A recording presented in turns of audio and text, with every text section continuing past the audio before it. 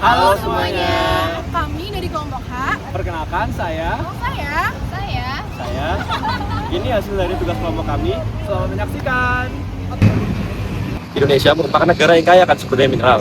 Berdasarkan siaran pers yang dilakukan oleh Kementerian Sumber Energi dan Sumber Daya Mineral pada tanggal 3 November 2024, tercatat kekayaan nikel Indonesia pada angka 15,8 miliar ton dengan total cadangan 5,3 miliar ton biji nikel. Selain nikel, menurut laporan dari Mineral Commodities Summary 2024, cadangan emas Indonesia pada tahun 2024 berada di angka 3.600 metrik ton. Namun selama bertahun-tahun hasil tambang tersebut hanya dapat diekspor dengan keadaan mentah ataupun bahan setengah jadi. Hal ini menyebabkan keuntungan yang seharusnya didapatkan dalam negeri mengalami penurunan. Dan juga hal ini akan menyebabkan keuntungan yang berlebih untuk negara pengimpor, dikarenakan negara pengimpor dapat mengolahnya kembali menjadi produk jadi, seperti perhiasan. Oleh karena itu, proses pengolahan barang mentah menjadi produk jadi sangat penting atau biasa kita kenal dengan sebutan hilirisasi. Contohnya pada emas, biji emas tidak langsung berbentuk emas murni, melainkan masih bercampur dengan bebatuan dan juga logam lain.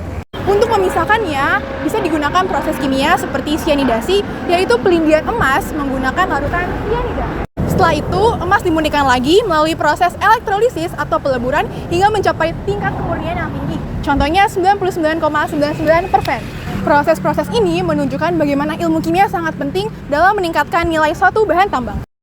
Sedangkan pada nikel, biji nikel seperti laterit harus melalui proses pengolahan seperti pirometalurgi atau hidrometalurgi. Proses hidrometalurgi, asam digunakan untuk melarutkan nikel. Setelah itu, nikel diendapkan dan dimurnikan agar berkadar tinggi. Nikel lalu bisa dijadikan stainless steel atau bahan baterai mobil listrik, yaitu baterai litium. Hilirisasi memberikan banyak sekali keuntungan, seperti peningkatan nilai ekspor, penciptaan lapangan kerja, dan transfer teknologi. Namun, ini menjadi PR bagi Indonesia untuk mencari investor besar, teknologi canggih, serta sumber daya manusia yang terampil.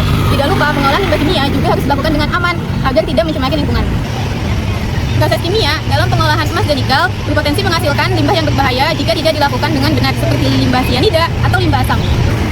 Oleh karena itu, penerapan prinsip kimia hijau dan pengolahan limbah yang baik sangat penting untuk mendukung hilirisasi.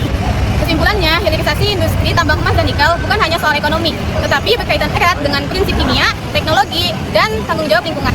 Dengan pengolahan yang tepat, Indonesia tidak hanya menjadi pengekspor barang mentah, tetapi juga menjadi produsen produk bernilai tinggi yang mampu bersaing di pasar global. Sekian video tugas dari kami. Terima kasih yang telah menonton sampai akhir. Semoga bermanfaat.